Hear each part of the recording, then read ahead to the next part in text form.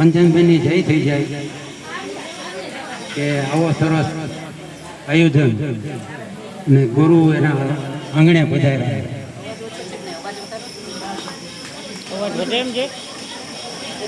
આ સત્પુરુષો આપણા આંગણે પધારે તો આપણું આંગણું પવિત્ર થાય.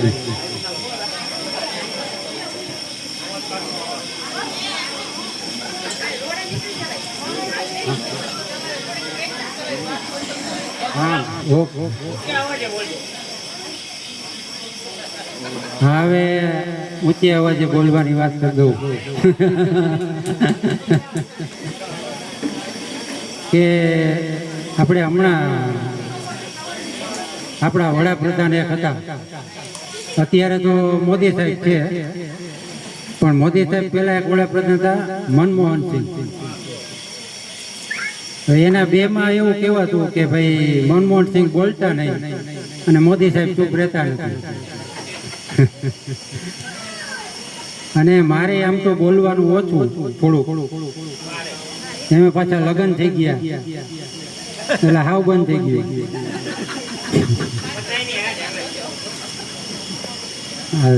સામેથી જવાબ આવી કે બધાની એ જ હાલત થઈ ગઈ.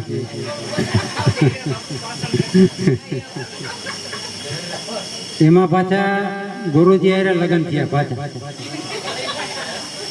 એટલે પાછું બોલતી બંધ જ થાય, કારણ કે ભજનમાં કહે છે કે બાણ વાગ્યા હોય તો બોલાય નહીં. એટલે આપણને જે આ સત્સંગ મળ્યો છે, અરુણ બાપુ સત્સંગ કરે છે બરોબર, મયુર બાપુ, પણ મૂળ આપણે જોઈએ ને મૂળ તો હરજીવન બાપાનું આવે કે હરજીવન બાપાજી વાવી ગયા, આપણે સીધું એનું લણી છે તૈયાર.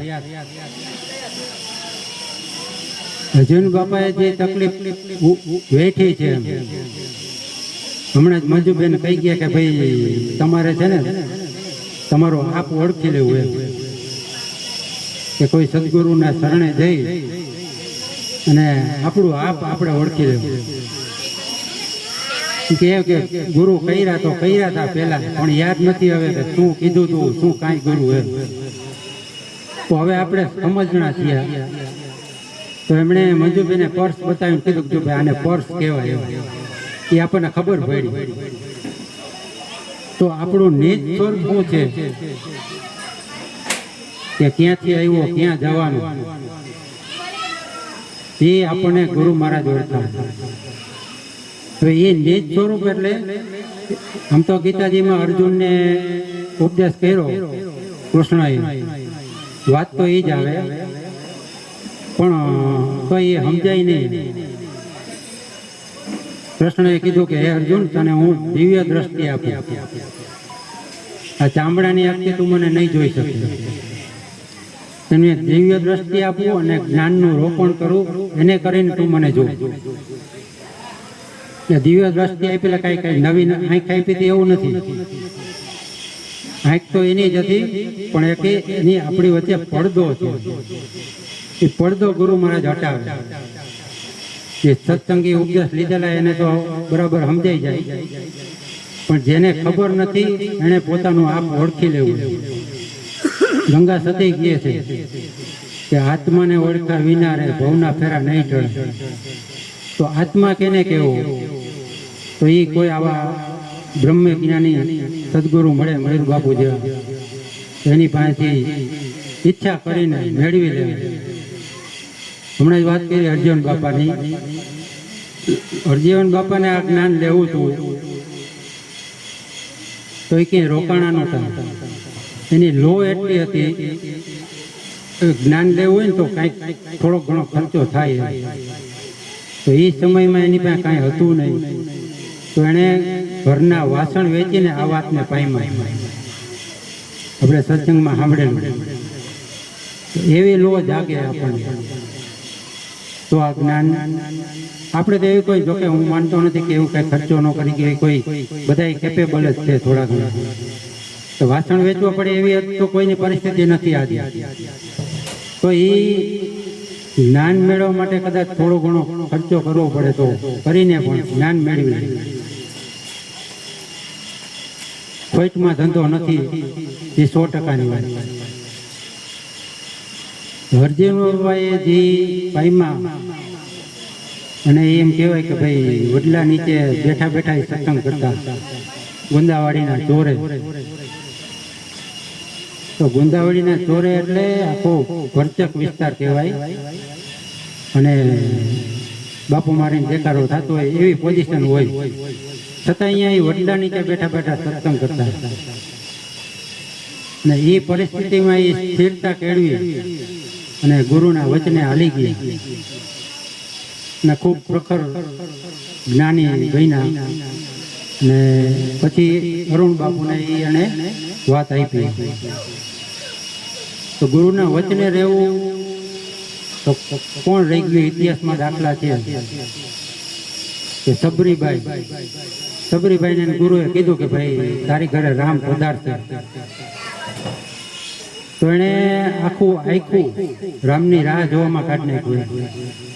જોવાનીથી માંડી અને જ્યાં સુધી બુઢાપો આવ્યો ત્યાં સુધી એને રાહ જોઈ. અને એક દિવસ એની ઝૂંપડીએ રામ પધાર્યા, જેમ આજે કંચનબેનની ઘરે રામ પધાર્યા. તો સબરીની ઝૂંપડીએ રામ પધાર્યા. ગુરુના વચને એને રાહ જોઈ. જલારામ બાપાને કીધું કે ભાઈ તું હવે અહીંયા ગુરુદ્વારે ન આવતો કાંઈ નહીં, પણ તું રોટલો ટુકડો આપજે. ટુકડો નિયા નારાયણ ટુકડો. જલારામ બાપા એ વચને રહી ગયા. આજે વીરપુરનું નામ બોલે તો જલાતું હલા થઈ ગયું. તો અત્યારે પછી અરુણ બાપુને વાત કરી તો ભાઈ તું તારે આંગણે સત્સંગ કરજે. એટલે એને ગુરુના વચને રહ્યા.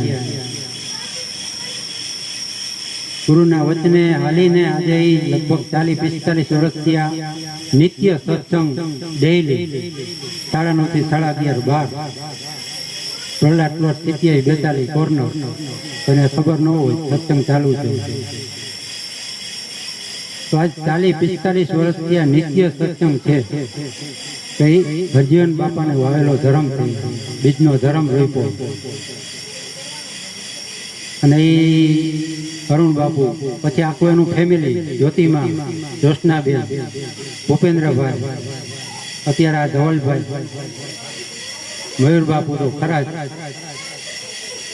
એ લોકો નિત્ય સત્સંગ કરે. એક ઘડી આધી ઘડી આધી મેં પુની આજ, તુલસી સંગત સંત કી તો કટે કોટી અપરાધ.